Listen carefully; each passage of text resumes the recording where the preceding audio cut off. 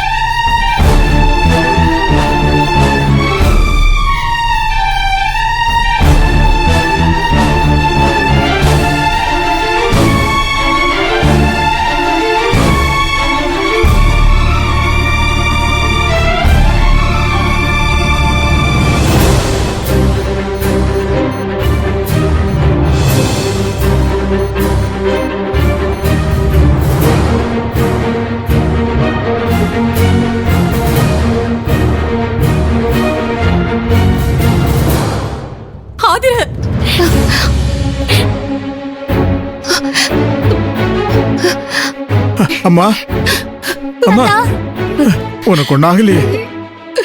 இல்ல தாத்தா, அப்படியா? அங்கிளும் அக்காவும் தான் என்ன காப்பாத்துனாங்க.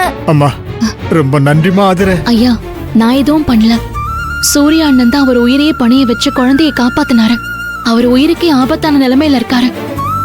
ஆம்புலன்ஸ்ல ட்ரீட்மெண்ட் நடந்துட்டு இருக்கு.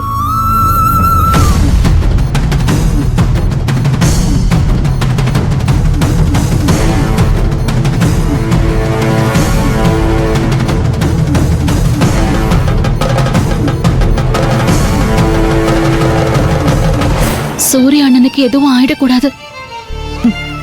சூர்யாக்கு மட்டும் இல்ல, உன் புருஷனுக்கும் எதுவும் ஆக கூடாதுன்னு கடவுள்கிட்ட வேண்டிக்கோ. வேல்விழி பேசாம இரு.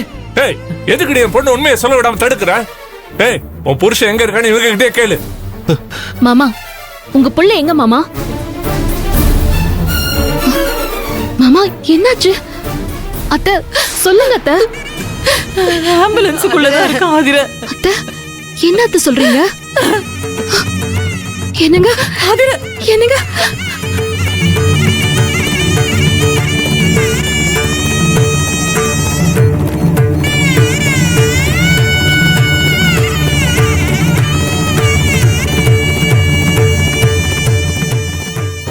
மேடம் மேடம், பேஷண்ட்டை டிஸ்டர்ப் பண்ணாதீங்க மேடம். ப்ளீஸ் போங்க மேடம். நான் பார்க்கணும், அவர் என்னோட புருஷன் தான். Madam please madam. மாமா இப்படி என்னாச்சு மாமா? என்னாச்சு அவருக்கு? சமபந்தி விருந்துல யாரோ விஷம் வச்சுட்டாங்க ஆதிர. அத தெரிஞ்சதுக்கு அப்புறம் அங்க வந்து பிரபு ஊர் ஜனங்களை சாப்பிட விடாம தடுத்தான். ஆனா யாருமே அவ சொல்றத நம்பல. கடைசியில வேற வழி இல்லாம பிரபு தான் சொல்றது உண்மைன்னு நிரூபிக்கிறதுக்காகவும் ஜனங்களை நம்ப வைக்கிறதுக்காகவும் பிரபு அந்த சாப்பாட்டை சாப்பிட்டு மயக்கம் போட்டு அங்கேயே விழுந்துட்டாம்மா.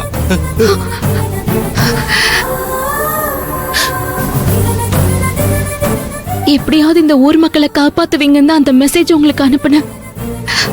ஆனா எல்லாரையும் நீங்க இப்படி செஞ்சு காப்பாத்துவீங்கன்னு நான் நினைச்சு கூட பாக்கலங்க.